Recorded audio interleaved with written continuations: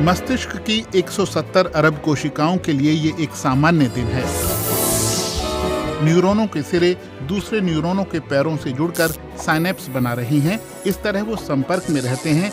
वहीं ग्लियल कोशिकाएं उन तक पोषक तत्व और तरल पदार्थ पहुंचाती हैं।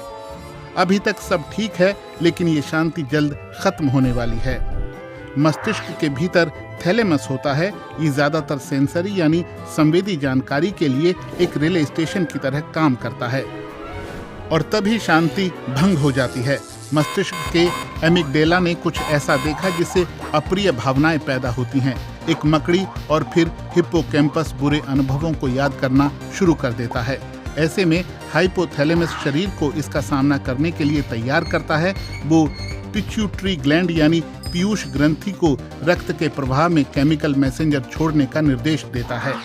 धीरे धीरे ये खबर पूरे न्यूरोलॉजिकल कॉम्प्लेक्स में फैल जाती है। फिर अलग अलग विभाग इस जानकारी पर गौर करते हैं। देखी गई जानकारी को विस्तार से जांचा जाता है। खतरे को टालने के विकल्पों का विश्लेषण किया जाता है।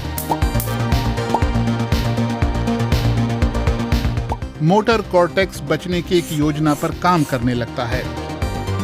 मस्तिष्क के भाषा विशेषज्ञ मकड़ी की प्रजाति का नाम याद करने लगते हैं।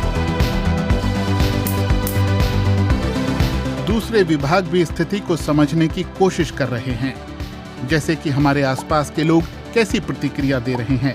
हो सकता है कि मकड़ी खतरनाक न हो।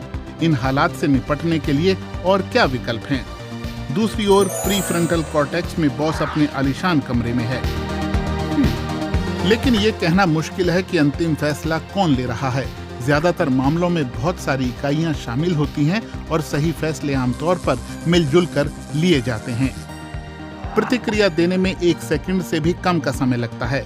मोटर कॉर्टेक्स मूवमेंट शुरू करता है।